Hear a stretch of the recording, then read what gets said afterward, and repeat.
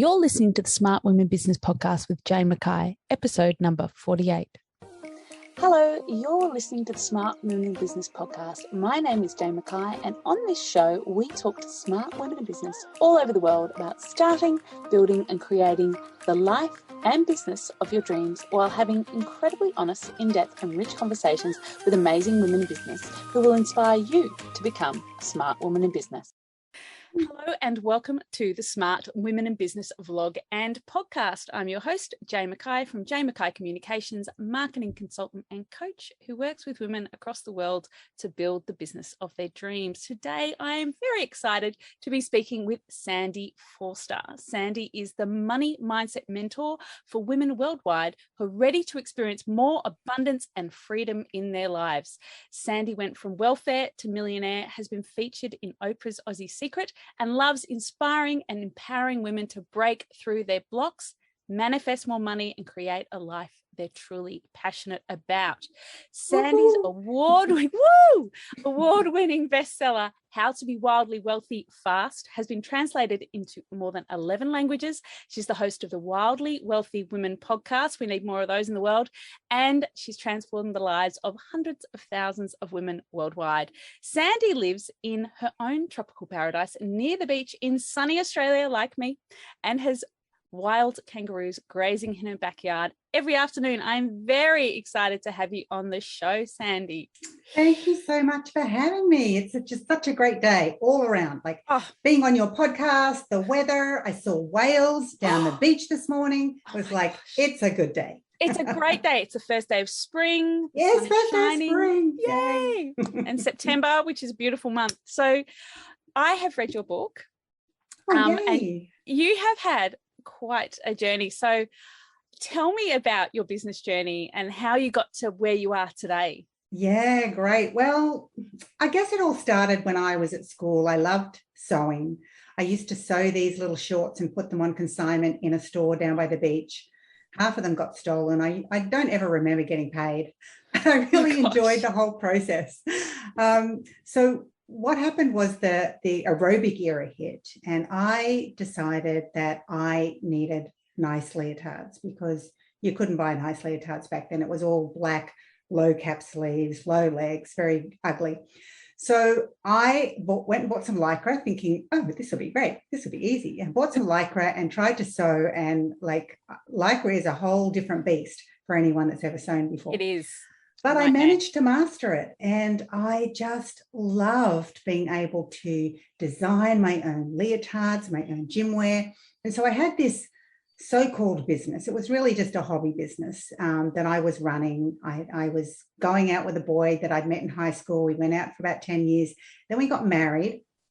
And the money that I made from my hobby business basically just allowed us to do fun stuff, like put in a swimming pool, or we went on a holiday one year, or we bought some furniture, did some landscaping, did all the fun stuff.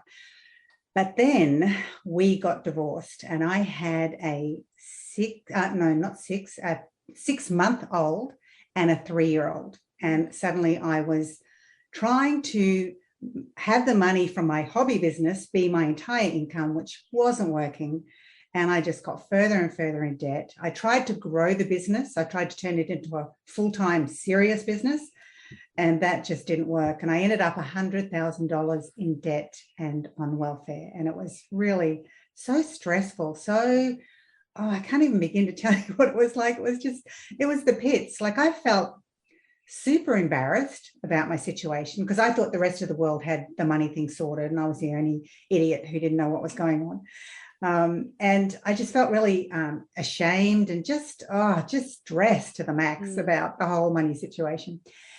And it was around that time that I actually discovered the law of attraction. And that totally blew me away, because I guess until that time I tried to dive into sort of positive thinking, and I knew that it was good for you to think positively, but I didn't actually understand that we have the ability to create our lives. We have some control. I just thought life was life, and whatever it threw at you, that was it. So I was totally fascinated with the law of attraction, and not just fascinated, but totally in love with the fact that instead of focusing on my debts, which were over 100,000, and then focusing on the income that I was making, which at the time was around $15,000 a year. So sort of instead of focusing on that, I got to focus on what did I actually want? Like I wanted to live in a beautiful home and drive a great car that didn't leak so much that it had a plant growing out the back of it when it rained, which is what my car did. I wanted to be able to travel. I wanted to be able to go to yoga and go to retreats and buy fresh flowers. Like I just loved the fact that the law of attraction was all about focusing on what you did want. And so I completely fell in love with it. If for nothing else, for the reason that it made me feel good in the moment. It just took me away from that crappy life and instead made me feel great. So I really dived into it, and you know, I feel really blessed and really lucky, and still quite amazed that I was able to go from welfare to millionaire. And so my absolute passion is just helping other women to do the same, to change the way they think around money, to rewire their subconscious mind, and to allow abundance to flow to them rather than chasing after it. That's basically my mission now. Your mission is to empower women, because if we had more women with more money, the world would look incredibly different to what it does right now. Totally different place. Yeah. And some countries around the world, you just have to shake your head at what's going on. And I think, you know, even though we sometimes feel like, oh, we've got it a bit rough because, you know, maybe there's a glass ceiling when it comes to women, or maybe you can't earn as much. But honestly, we've got it really good. Like just the very fact that whoever's here listening to this podcast right now, you are miles ahead of so many women around the world. So yeah, we need to make more money. We need to change our own lives, and then we need to step out there and help everyone else. Help. We all lift each other up. And I love that. So your business started with self-improvement guides effectively, and you've evolved into, I mean, your journey has been incredible. When you're endorsed by Denise Duffield Thomas on your website, you obviously know your stuff. And what I love about the law of attraction, and I could talk about it all day, but we won't, is you talked about how we feel that our life is predestined, that the law of attraction actually empowers you to change that with the power of your energy and make success inevitable. And it's that, so the law of attraction is as tangible and is intangible, as felt and unfelt as the law of gravity. Exactly. So do you want to tell people who aren't familiar with the law of attraction in a nutshell?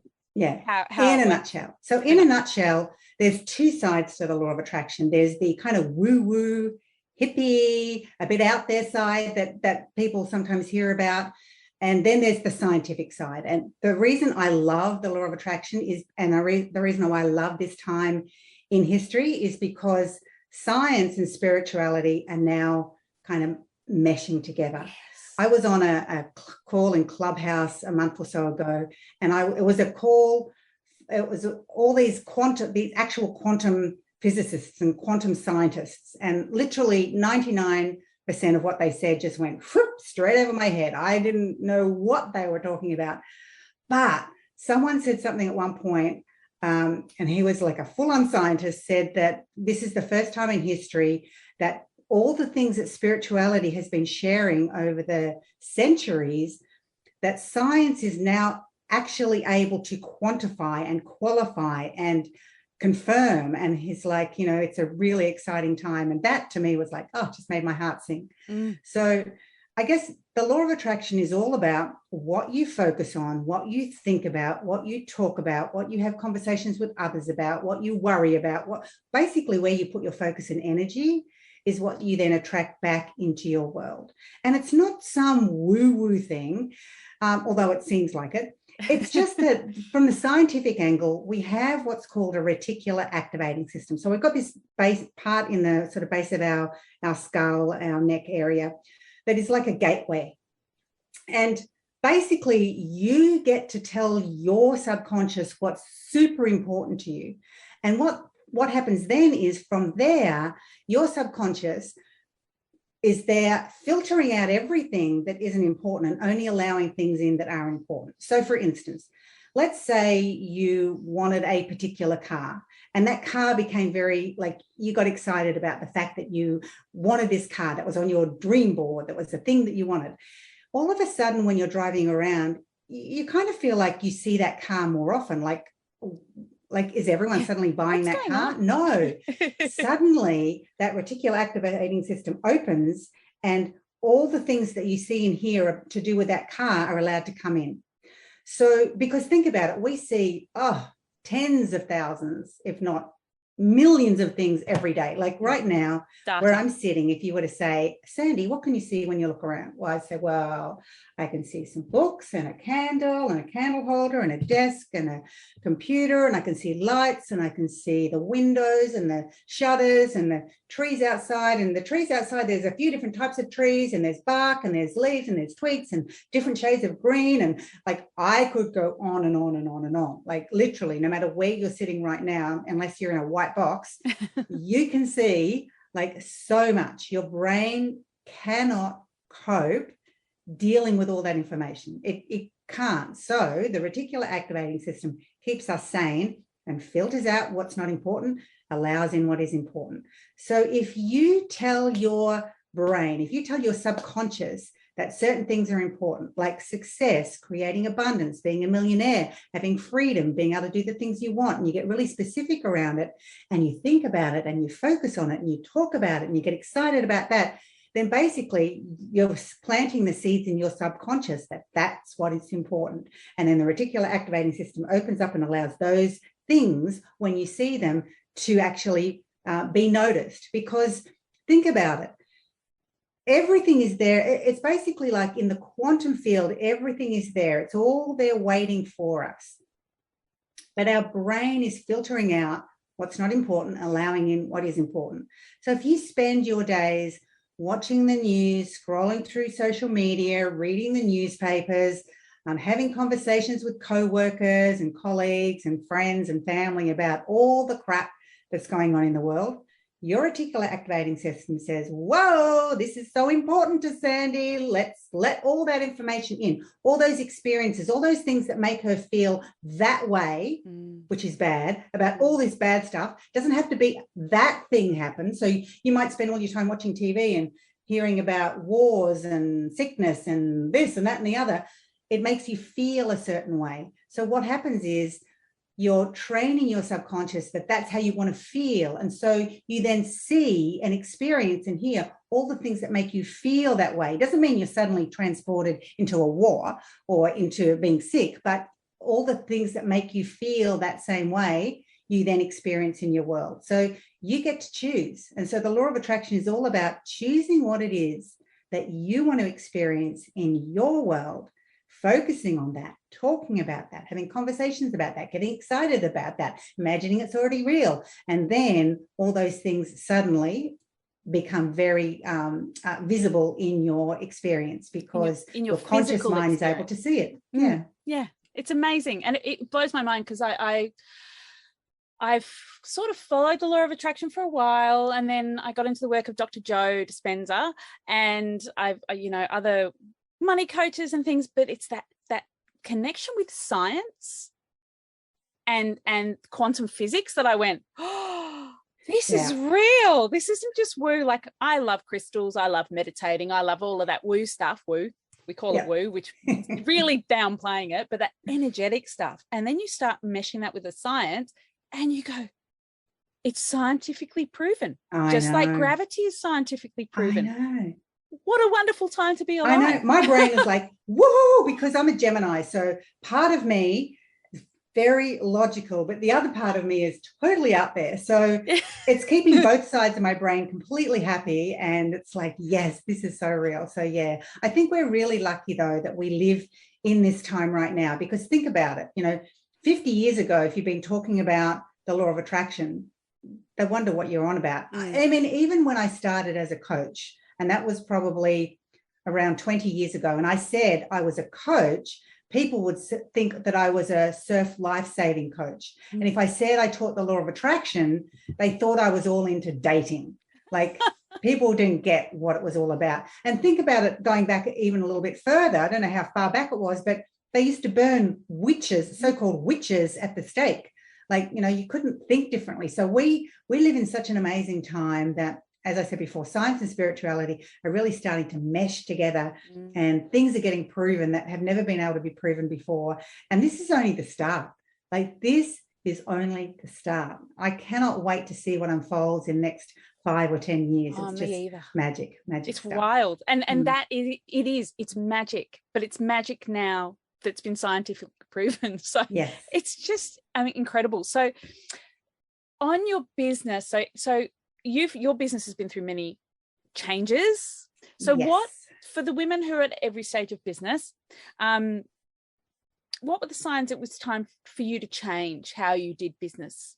Because wildly wealthy women run successful businesses generally. yeah, exactly. So I guess for me, like, my very first real business was the swim and gym wear. And that was just, such a disaster. I just kept going backwards more and more every single week and every single month, expanding my overdraft at the bank. It was just out of control. So I realized that wasn't for me. So it was around that time, as I said, I discovered the law of attraction. But the really cool thing was, the course that I discovered was actually based around direct sales. So it was actually a course that I not only fell in love with and changed my life, but was able to tell others about and make money from. And from there, because I had so much success there, my accountant contacted me and said, Sandy, I've been in contact with Robert Kiyosaki's real estate mentor, and I want to start telling my clients about this amazing course, and it's a home study course, and there's some seminars, but I don't really want to talk to them about it. And I know you've had really great success in direct sales before. I'd love to partner up. And even though I said no at the start, my brain was going, no, don't do it. My heart was going, I think I need to look into this. Anyway, I ended up going ahead. And that business was really kind of pivotal, because after we'd been in it probably, I don't know, not even a year, I suddenly woke up one morning with the name Wildly Wealthy Women in my head. So I just jumped straight online, registered the domain name, and just thought nothing more of it. Just, someone had once said, when you think of a domain name, register it, because someone else will. Yeah. So I did. And then about 3 or 4 months later, we were both at a seminar over in the States. And I said to her, I've got this idea. I know that we're selling this course and it's really great that people are learning, but, I think that we should have a course, a program called Wildly Wealthy Women. And it's completely changed since then. But back then it was like, I think we should be Wildly Wealthy Women, and we should have Wildly Wealthy Women's Wicked Weekends, where we get together and you teach all the practical stuff around the course and around money, and I'll teach all the mindset stuff. Anyway, long story short, she said yes. We launched that program, made close to $2 million in a matter of months, because I guess it was one of the very first women's only kind of mentoring programs in the world. Like, think about it now. Every man and his dog has every woman and her dog has a mentoring program of some sort for women. Yeah. But back then it was so new, and so we just launched, and basically it launched that first year just in Australia, and women were just so hungry to be able to learn practical side of money as well as the mindset. And when they put the two together, absolute magic happened. And, we were able to create millionaires. It was just so much fun. But around that time, I'd also become a coach. So I trained to become a coach. And whilst I loved coaching one-on-one, I am so not organized enough. And my highest value is freedom. Yeah. So coaching one-on-one, kind of back to back and throughout the week, was too much for me. So I decided I would start group coaching, which I loved. And I realized very early on that whilst my plan when I had become a coach was to kind of focus on executives, because I knew companies paid for executives to be coached and I wouldn't have to find clients. I thought, although that seemed like a great idea, once I started coaching executives, I hated it. So I really enjoyed coaching people around law of attraction. So that's how I actually created success as a coach to start with. I really enjoyed that. I really saw changes made. I was able to transform people's lives, and I went from one-on-one to group coaching. And then we incorporated that obviously into Wildly Wealthy Women. And But I had so many people see what I was doing and creating that success. And I guess from the outside, I thought it was because I was taking lots of action. But the bottom line is it was because I was using law of attraction in everything that I was doing. If I wanted to create some sort of success in my business, I would use the different processes and exercises I put together. And I had so many that I wanted to share them with people. I put it in a book, and that's how I wrote How to Be Wildly Wealthy Fast. And then people wanted to become coaches like I was. And so after about 8 or 9 years of people saying, I want to do what you're doing. I want to work from home and work in the personal development industry and help other people. And I want to be able to make as much money as I want. And so I launched the Inspired Spirit Coaching Academy. So I went from basically doing something that I loved, which was making swim and gym wear, but not being very good at it, to then being a coach and then launching a mentoring program, writing my book, and then launching the Inspired Spirit Coaching Academy. But everything sort of after the swim and gym wear, everything from there has very much been focused on mindset and manifesting and attracting abundance, and really helping women to not only attract abundance, but break through the blocks, because you can attract sometimes, but then it disappears just as quickly. Or else you do something really crazy, stupid in your life, and you end up with this huge bill. We have this kind of comfort zone when it comes to money, and unless you learn how to break through that, you're going to continue to experience the same kind of level of finances, even if you get good at manifesting. So that's my whole passion, as I said, helping women to really get to that point. So the business has been like such a crazy roller coaster, but the thing that I've always loved is that name, Wildly Wealthy Women. It's just, I remember being on a retreat in Bali with Jack Canfield. Yeah. And I told him, I had this business called Wildly Wealthy Women. And he was like, oh my God, that is worth $1 million, just the name alone. He said, it just sort of rolls off the tongue. It's really cool. So yeah, it's been my baby since the start. And even though once someone offered me $1 million for it, I said, no, I want to keep it. It's part of my identity now. It is. Yes, exactly. So you talk about creating your ideal day. That was one of the first things you talked about in your book. And so what's your ideal day look like now? Oh my gosh.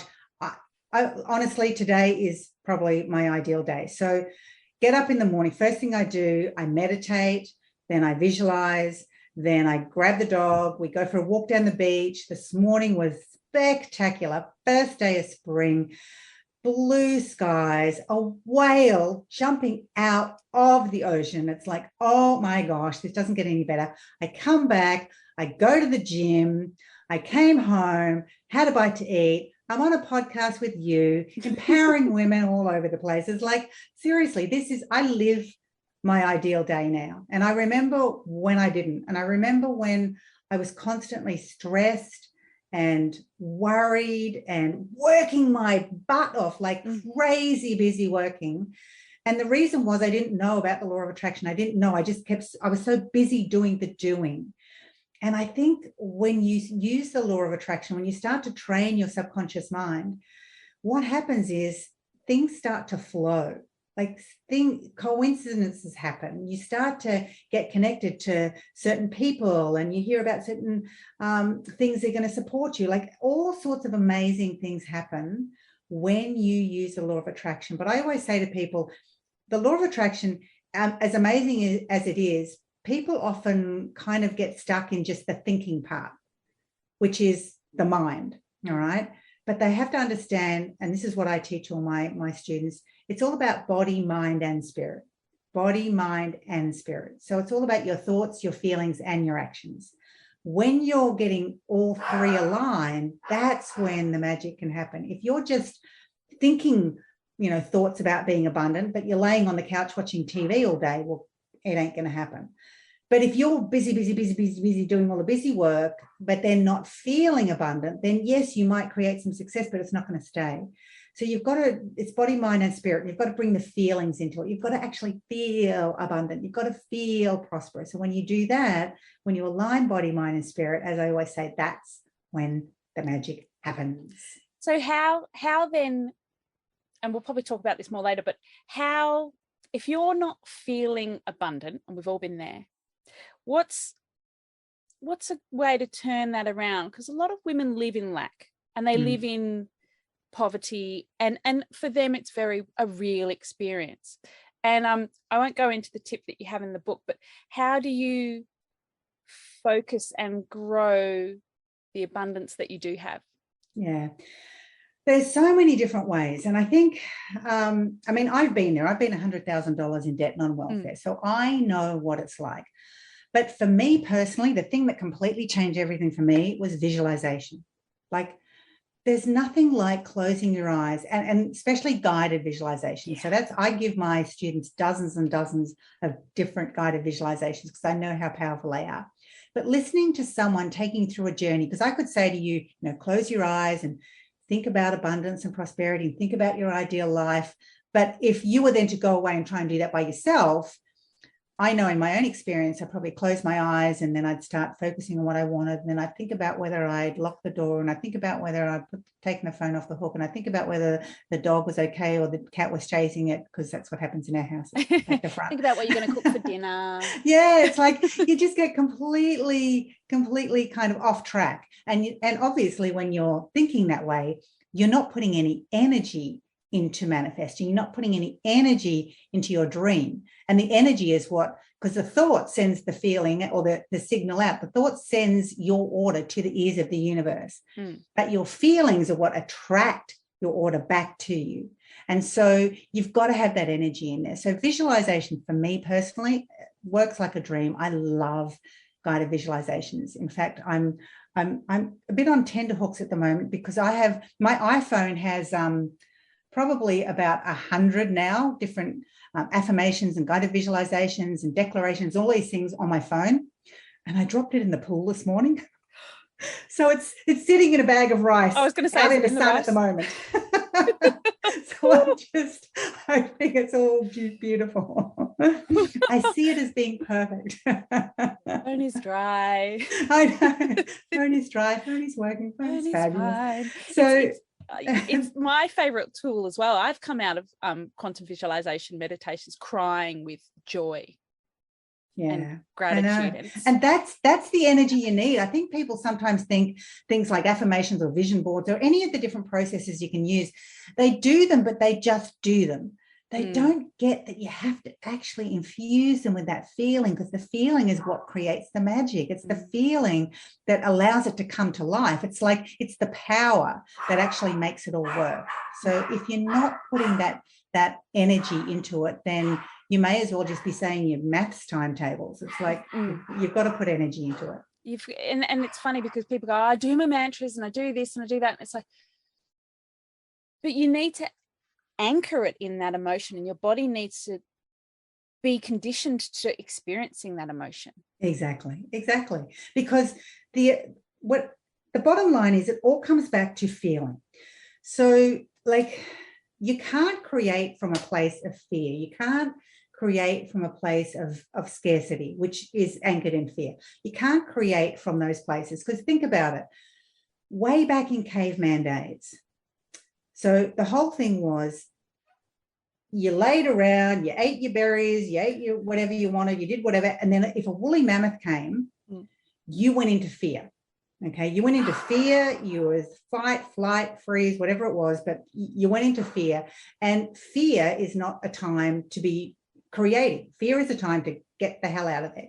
And so these days, our bodies are very much wired exactly the same, even though it's like centuries ago, we're wired the same. And what happens is things happen throughout our day. Like you get an email from someone about something and you realize, oh, I was supposed to do that. And you had that burst of fear. And then you go to do something and you realize, oh, this is such a big project. You have that burst of fear. You go to the letterbox and there's a bill and you have that burst of fear. We're filled with fear because back in the olden days, back in caveman days, they had that fear once and then they got out of that fear. And then, it might be days, weeks, months where they didn't have that fear again. Whereas we are wired to constantly be in that place of fear, constantly, because fear, even though it's not a woolly mammoth, it still does something to our nervous system. And when you're in that place of stress or fear, you're not sending a beautiful, clear signal out to the universe. So the first thing I teach my students is you've just got to start to feel safe. You've got to start to feel safe. So there's many different processes you can do to just do that, like just breathing, breath work, all sorts of things to make you feel safe. Bring your nervous system into a place of neutrality. And from that place of neutrality, then you can start to think about what it is you want to create. Then you can start to focus on what you want. And, gratitude is a brilliant way to actually bring yourself into that neutrality and then move beyond that. Gratitude, and that's just being grateful for what you have now, not even going to that place of imagining it and getting excited about what you create. It's just being grateful for what you have right now in this moment. And a lot of people might say, oh, my life is really bad. I've got so much going on. I've got nothing to be grateful for. It's like, well, hang on a minute. Think about it for a second. Did you sleep in a bed last night? Did you have a pillow? Did you have a blanket? Did you have a roof over your head? When you got up, were you able to go somewhere where there was running water? Like, seriously, we have so much to be grateful for. And I think often we just tend to take it for granted. And so sometimes it's really cool just to do a gratitude day where you just every moment of that day, whatever's going on, you're grateful for it. And then honestly, you'll be so bombarded with gratitude. Because one of my mentors once said, if there are people out there, and I'm talking about billions of people, who, if they could live your life for just one day, they would be living a life so far beyond their wildest dreams, it's not funny. It's their version of paradise. Their version of paradise. And as I keep saying, if someone's listening to this, it means you are so far ahead of so many people in the world. You have so much to be grateful for, and you need to really spend some time in gratitude, because gratitude is an amazing attractor. Like when you spend time in gratitude, what happens is that feeling, because gratitude isn't a thinking thing, it's a feeling thing. So when you spend time in that feeling of gratitude, you then become more magnetic to all the things that are out there that are going to make you feel more grateful. So you then start to draw people and circumstances and experiences and things into your life that allow you to become even more grateful. Like having Sandy Forster on your podcast. Thank you. So having a successful business, how do you manage your day-to-day? What are your favorite tools? Because I think that people have a perception that women who run spiritual, soul-led businesses sit around and meditate all day, which would be nice, but there is the doing that needs to be done. Obviously, we do. Yes. But the practical side, look, the internet, like seriously, without the internet, I wouldn't even have a business. So the internet is it. Having project management software is like that literally saved my sanity. Because honestly, I remember when all my communication used to be through email, and then you'd have to try and find an email and a thread and the answer and the blah, blah, blah. And it was like, oh. So, definitely project management software it's made my life just so much more blissful, because you can easily find a project, a task, an answer to something. It's just, so that would have to be right up there as one of my major things that you need when you have a business of any sort. The other thing that I think is really important is, and I know most people are probably, this might sound silly, but are probably more advanced in me than this, is have some sort of plan. Like, I don't have a plan. Just so I'm really transparent here, I don't have a plan. I've never had a plan. I do what I want every day. And that has served me well. Like, I have made millions of dollars. So, to a point, that's really served me well. But I've come to the conclusion that a plan, while it sounds a bit scary to my freedom-based mind, it's actually probably the best thing for me. And so I'm actually, believe it or not, making a plan next week for my business. That's exciting. So I've actually got a plan to have a plan. I love the planning of the plan, because it gives you that end goal, and it really does give you a tool with which to see, does this feel aligned? Am I on the right path? Is this what I want to do? Will this have impact? Yeah. And the other side of the plan is you can always change the plan. I think too often people think they've got a plan, they've got to go from start to finish and they can't deviate. Whereas I'm very much like if I have an idea, like one of the things I teach my students is we all hear about ready, aim, fire. So ready is have that idea. Aim is get everything all lined up, all your ducks in a row, get everything perfect, make sure, everything is just as it should be. And then fire, get started, let people know about it, promote it. I'm a little bit different. I teach ready, yep, come up with an idea, fire, just get it out into the world, and aim. Then tweak it, improve it, make it better. Because if I was to do it the other way around with the aiming in the middle, I would be stuck in that little, place forever. I would never get out of aiming because I'm a bit of a perfectionist. And a procrastinator. So procrastinator, perfectionist is like, probably the worst sort of person to ever have a business.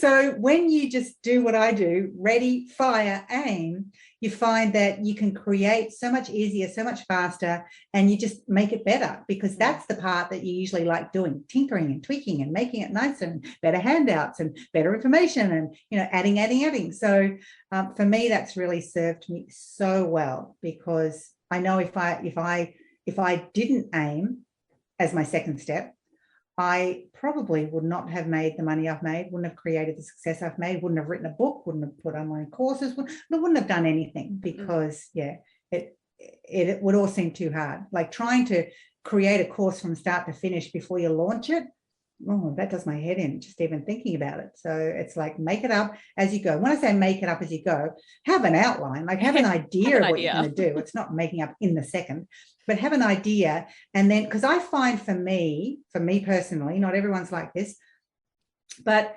if someone said to me, Sandy, I need you to create a course on this, and even if it was my top of the mind, best subject that I knew, if I sat down to create a course, it would take me so long. But if someone said to me, Sandy, I need you to stand up in front of this live audience for 2 days and speak on this thing, bang, could do it, no notes, no nothing, just do it. Yeah. Then take the recording of that, turn it into a transcription, get it all transcribed, take all the transcriptions in the Word documents and just edit it. And then you've got your course or your book or whatever it is you want to create. That, for me, that works so much better. So, it's all about the ready, fire. Just get it done, fix it up later. I wonder how many ideas are stuck in that aim.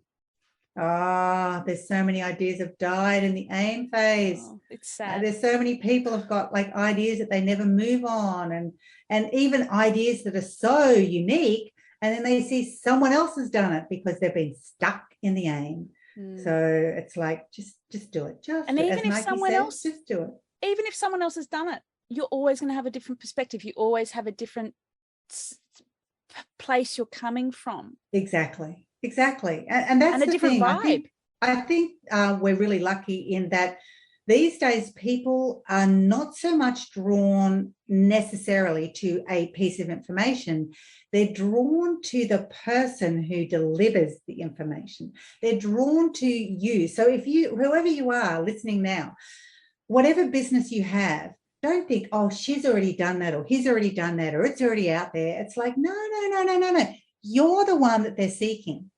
So you got to come back to, it's not just us on the practical plane. It's also us on the quantum plane, the quantum field. So energetically, they are waiting for you, for your service, your thing, the thing that you have, only you have, in the way that you deliver it. And whatever that happens to be, people are waiting for that. And so don't get sidetracked or jealous or feel less than by looking at what everyone else is doing. There's people waiting for just you. So you've just got to get out there, get whatever you have out into the world, and just know that there's people there just waiting to sign up, pay, join, buy, whatever. Yeah. And that's one of the things I say to my clients is someone out there is waiting for you to show up and change their life. Exactly. And you've just got to energetically show up as that person. So one of the things that I always bring up on my podcast, because it's something that affects every person except one I've ever met in business, is imposter syndrome. So how do you respond to the bad days in business? Because we all have them. Oh, we all have them. I don't have them nearly as much as I used to. No, me either. Seriously, I used to have so bad. Like even Like I remember winning an award. It was, what was it? It was some big award that I won. I don't know if it was top 10 women entrepreneurs in Australia or whether it was a mentor of the year, some award. I remember winning it in 1 second, feeling really excited, and then the next second crying because it was like, but who am I? I'm just Sandy from the Sunshine Coast. And if they really knew, my life and what I do, they wouldn't think I was so impressive and I shouldn't have really won it. And I'm like, seriously, it's just, I think the thing is these days, once upon a time, successful people were so far, like they seem so far above us. So we've got it in our mind that we have to be this something special to create success, to be able to even, aspire to that. And so when we're out there doing our own thing, there's part of us that is still stuck in that place thinking, oh, but who am I? I remember when I first started being a coach, that came up so much. Like just at the very start of my journey, who am I to be coaching other people when my life is a mess? Like my brain couldn't compute, and I almost didn't want to coach anyone. At one stage, I actually stopped because my brain just couldn't figure out why was I doing this when my life was such a mess. But I think what I came to realize was coaching is not about being an expert, not about being the know-all, not about having all the answers.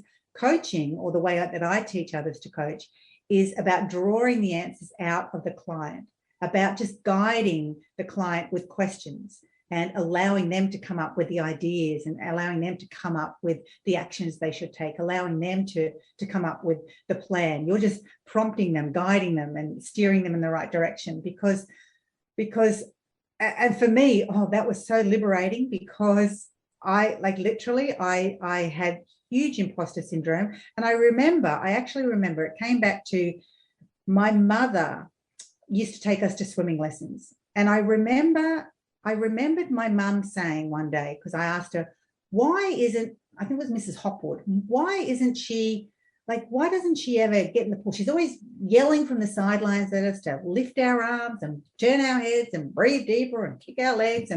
But she never gets in the pool. Like, she just really annoys me. And Mum said, it's because she can't swim. And I was like, my brain was like, what? But it was like, she didn't need to be the best swimmer to actually get everyone to be great swimmers. Like, she had so many people that won medals and did amazing things. But so she just knew what it took to bring the best out in people. And for me, that was so pivotal in relaxing into being a coach, relaxing into who I was and not thinking that I had to be this, guru to be able to coach others. Because as long as I was able to draw out of people their best, then that's what you're supposed to do. So yeah, imposter syndrome, I think it hits everyone. And the thing to remember is it's not just us, not just us women that are working from home that think, who am I? I'm just sitting in what am I sitting in now? My spare bedroom.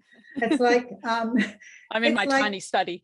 Yeah. It's like, honestly, I've even heard Oprah Winfrey say that she has imposter syndrome. Like, she just feels like, who am I?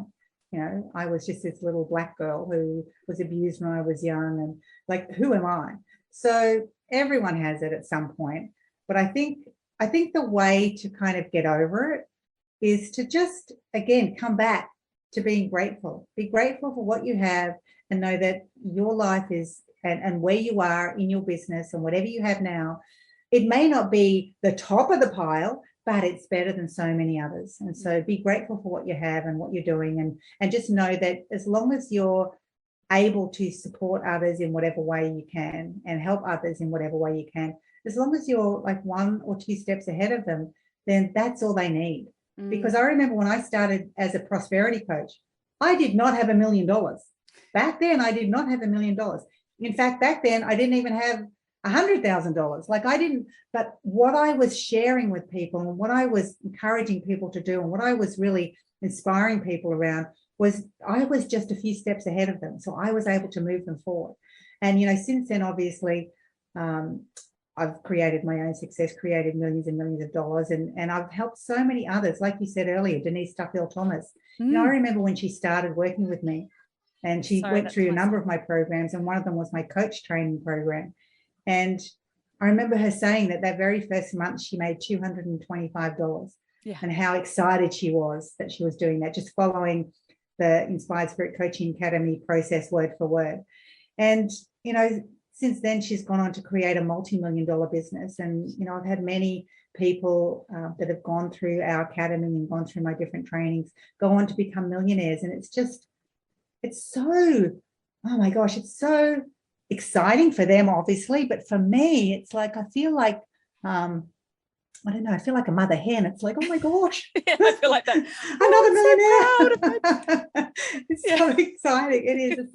It's so wonderful, because I know how, millionaire, the money, yes, it's amazing. But honestly, the change that it makes in yourself, like whatever level of abundance you create, yes, the money is amazing. And yes, the choices you have become more amazing. And yes, life, in my opinion, becomes more amazing. But I think more than anything, it's who you become in the process. Yeah. And, how you change and how you evolve and how you transform. And that then allows your whole life to be different. So the money is amazing, but the transformation of who you are is even better. So, yeah, it really comes down to whatever your dreams are, whatever your goals are, whatever your aspirations are, anything is possible. Absolutely anything is possible when you use the power of the law of attraction, use the power of quantum science, use the power of all these things wrapped together. Because, look at me. I dropped out of school in grade 11. I didn't finish high school. Didn't even finish high school. I had no additional education, no people that I knew that had any money. I had no support, I had no great skills. I literally had nothing. But I discovered the law of attraction. I completely engaged in it in every single day. It was my full-time job. I didn't just dip my toe in and do an affirmation here and there. I literally almost made it my full-time job. I was constantly aware of what I was thinking, how I was feeling, and what I was doing. And as I said before, when you combine those three, thoughts, feelings, and actions, magic can happen. And I love that, and through the book, your personality comes through, and you're still Sandy. There's this perception that Sandy. When people make millions of dollars, they change. They don't. They're the same person. They're the same person, just they're more of who they are. Yeah. So if you are an asshole before, when you make money, you're going to be a bigger asshole. So it's like people are scared they're going to turn into someone bad, but you literally just become more of who you are. Yeah. And so, if you're an okay person now, you're going to become even more okay. And it gives you the freedom to be more of who you are. It does. When you take that stress off, because I remember being $100,000 in debt, and they talk about the weight of the world on your shoulders. I literally felt crushed. I felt my soul was being crushed. I had no choices. Just little things. We'd be down the street and my kids, I remember they'd say, oh, can I have a bag of chips or can I have an ice cream? And it would always be no. And in the end, they never even asked because they knew the answer was always no, that we never had any choices to do anything because we had no money. So being able to change that and, take my kids to trek to Machu Picchu and take them swimming with the dolphins in Hawaii and flying by helicopter over where they filmed Jurassic Park, and being able to say to my daughter, I'm going to take you shopping, because she loves shopping, she loves clothes. And so her saying, when are you going to take me shopping? And one day saying, I'm going to take you shopping. And instead of going down the local mall, we flew to New York and took her shopping over there and saw Broadway shows and did the Sex in the City tour. And being able to do fun stuff like that, being able to buy my parents who never in their entire life had a new car, being able to buy I love the stories of your parents' car. I know. If you haven't read the book, you've got to read it. I know. It's that's what makes having money and choices cool. That's what really lights me up. And so some people think, oh, I don't want more money, that's greedy. But think about how you can change not just your life, but other people's lives, the effect that you can have on maybe your family or friends or people you don't even know. I've helped build a school in Ghana for kids, for girls that would never have been able to go to school otherwise. I've donated money to organizations that give microloans, that lend money out for people to start their small business, and then the money's lent back and lent out to someone else. And it just like helps hundreds of thousands of women in the end, not just change their life, but the lives of those people around them. So don't always, some people, as I said, think that having more money is being greedy, but stop thinking that way and think about, as we said at the very start, the more women that have money, the more of a difference we can make in the world, the more choices we have.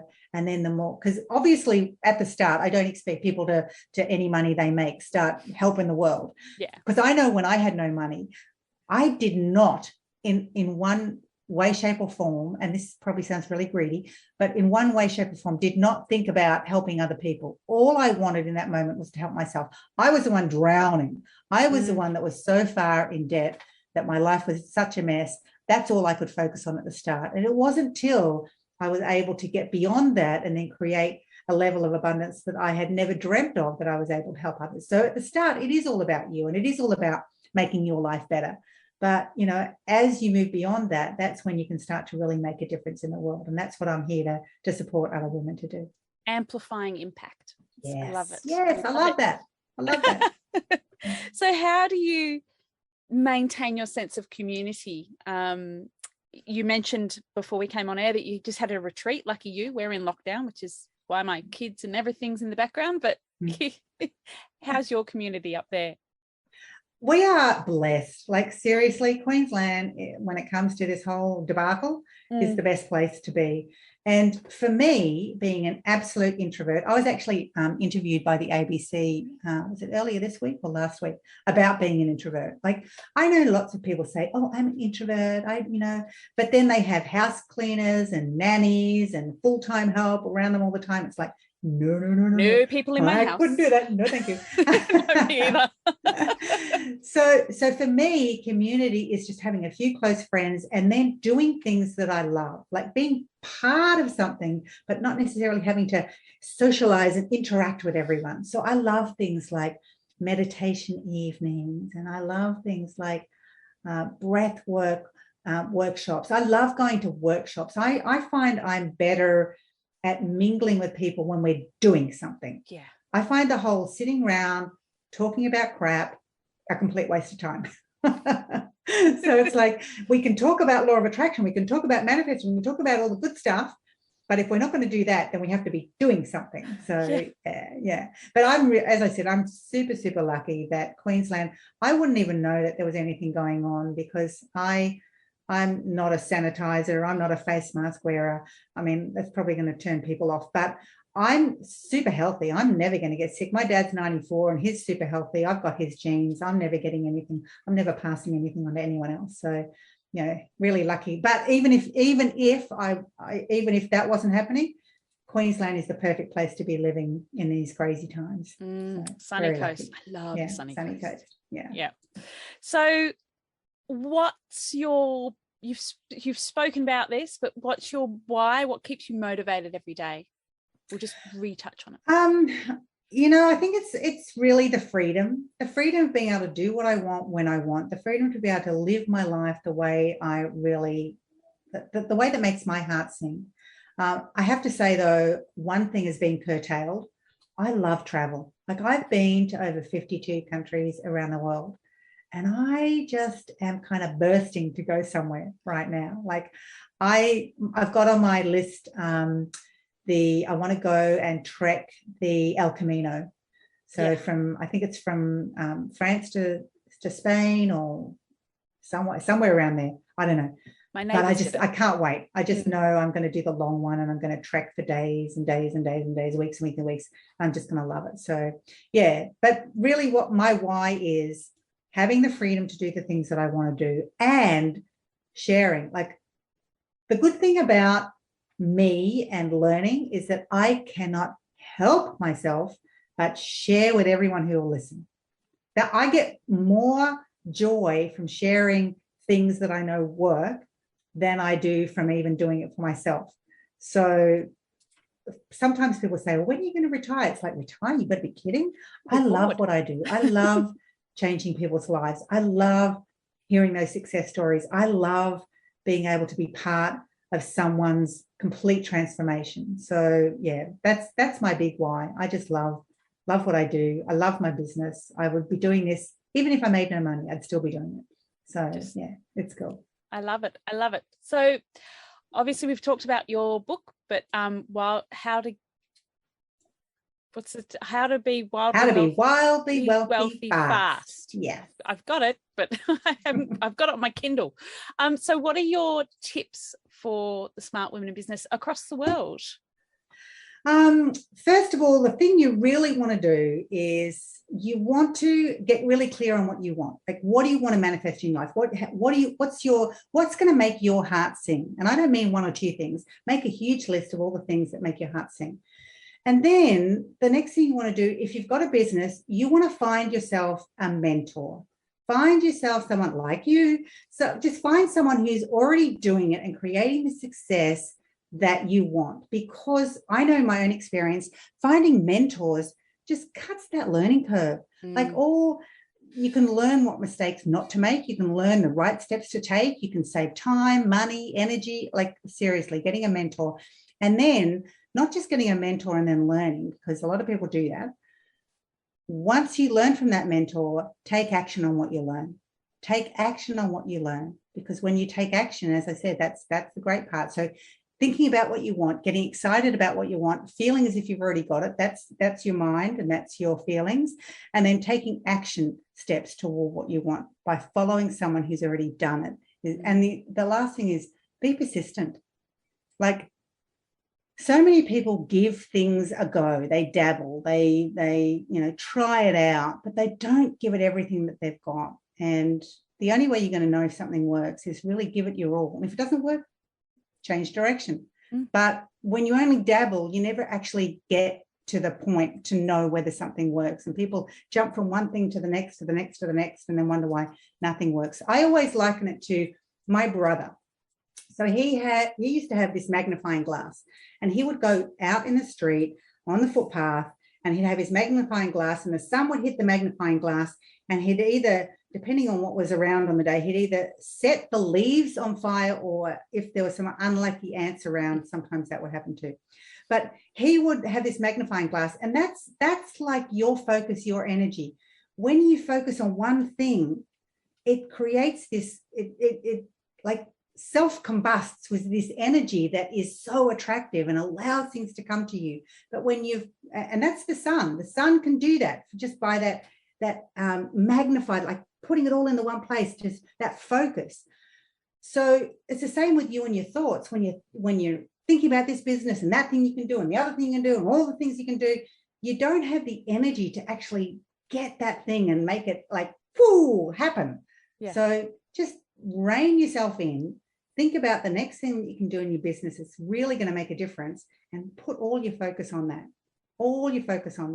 And then you'll be amazed at how quickly it can actually move forward rather than trying to do 20 things at once. Because I think women particularly have been sold this myth of multitasking is like, we're so clever, we can multitask. But we're not being clever, we're being a bit stupid. You need to focus on one thing, really put all your energy, your focus, your thought, your actions into that thing, and make it happen, make it really happen, and then bring something else into the mix. But put all your energy into one thing. Just get it done. Just get it done. So how can all the smart women in business find out more about you and what you do, Sandy? Best way is probably go to wildlywealthy.com, wildlywealthy.com. But everyone who's listening today, I've got a little Wildly Wealthy bundle for you. So if you go to wildlywealthyfree.com, got a guided visualization, some affirmations, some things you're going to really start to put you into that abundance vibration. So yeah, amazing. More than welcome to jump over there. Free little bundle for you. Thank you so much, Sandy. I'll put the links in the show notes. And thank you so much for your time today. It's been a real pleasure. Thank you. Thank you so much for having me. Thanks for listening to the Smart Women in Business podcast. If you'd like access to the show notes, please visit my website, janemackaycommunications.com.au/blog. If you've enjoyed this episode and would like to hear more, please don't forget to subscribe.